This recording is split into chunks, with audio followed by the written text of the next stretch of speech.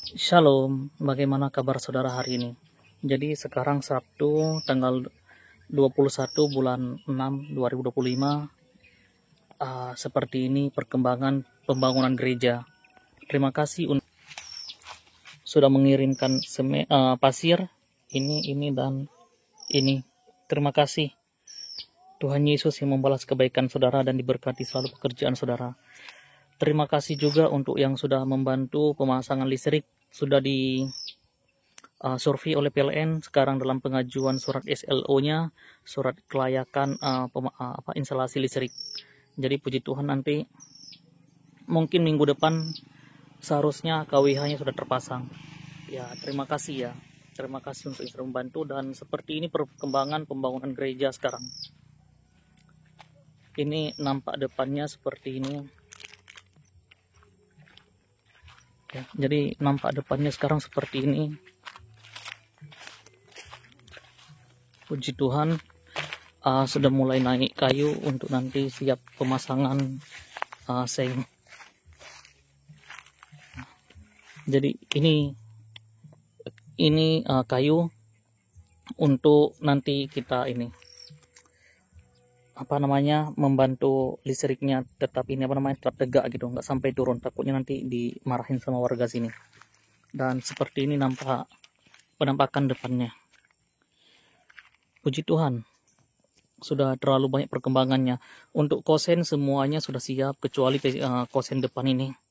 Untuk kosen depan ini memang saya mintanya terakhir aja karena sekarang musim hujan, jadi kita sebisa mungkin kejar atas dulu supaya nanti kalau atas sudah selesai, bawahnya pengerjaannya lebih mudah semuanya.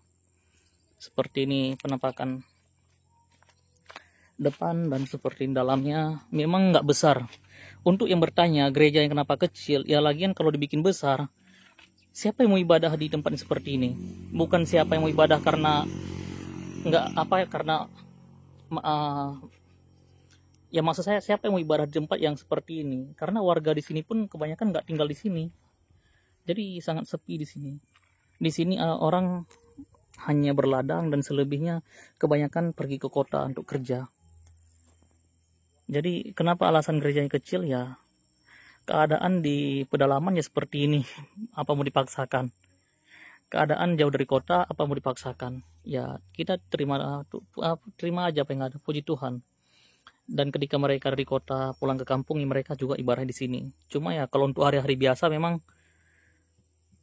ya dapat 25 jemaat aja itu udah puji Tuhan, 25 jemaat. Bahkan gereja lain yang dekat-dekat sini ada yang ibadah kadang-kadang cuma 5 orang. Ya begitu keadaan di kampung. Kalau tinggal di kampung ya apa yang mau dikerjakan? Nah, seperti ini penampakannya, puji Tuhan. Puji Tuhan, kosennya udah pernah naik semua.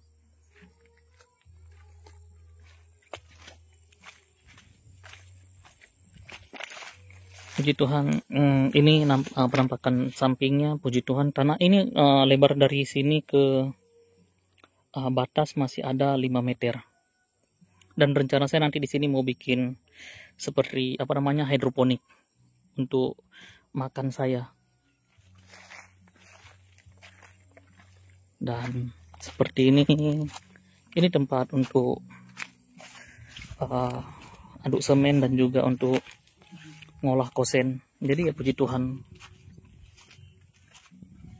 cuaca hari ini panas banget, dan di sini emang cuacanya panas minta ampun. Kalau lagi cerah begini tuh ujung gunungnya kelihatan banget tuh.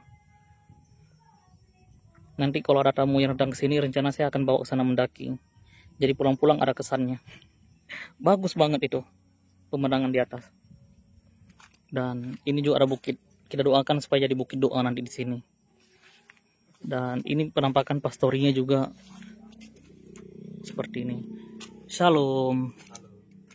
Halo ketua suku. Halo Pak Vero.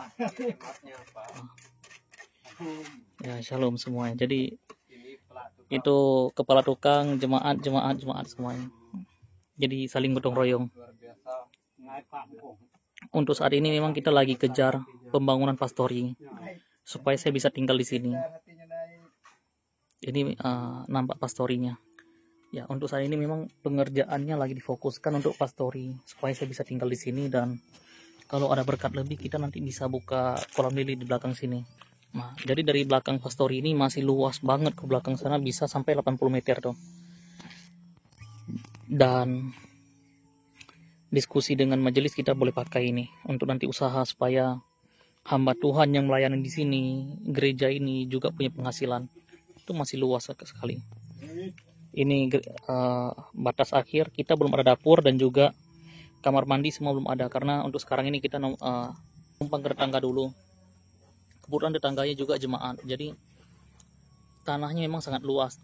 Tanahnya dapat dari sumbangan jemaat juga, puji Tuhan. Jadi tinggal sekarang dipikirkan bagaimana caranya nanti setelah pastori selesai, bubung gereja naik, saya lagi pikirkan untuk pelihara lili di belakang sana atau ikan-ikan lainnya, nila, patin, gurami. Saya akan coba usaha-usaha seperti itu untuk daerah sini. Memang penjualannya juga lumayan jauh sih, karena harus keluar bisa 3 jam untuk penjualan. Tapi ya nggak apa-apa, setidaknya gereja harus mandiri secara finansial supaya tidak merepotkan jemaat yang ada di sini untuk hamba Tuhannya. Dan kalaupun ada acara nanti, gereja sudah siap finansialnya, atau ada jemaat yang sakit, gereja juga siap bantu karena ada finansial yang baik.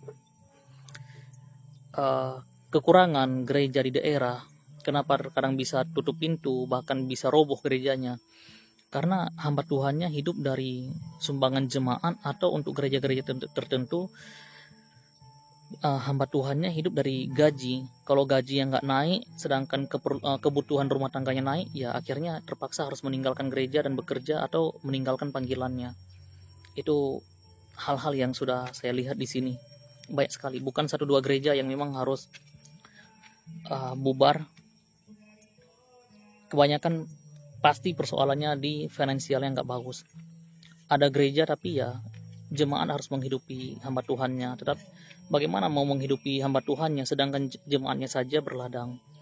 Kalau cuaca bagus, hasil ladangnya bagus. Kalau cuaca nggak bagus, ya sekian, terima kasih. Jadi mari kita bijaksana dan berhikmat dalam pelayanan. Dan saya bangga dengan kampus saya, STTI Jakarta, karena mengajarkan kami untuk bisa bisnis online ministry juga. Sekian hal yang dapat saya berbagi. Untuk proses pembangunan sudah sejauh mana, dan saudara lihat sendiri.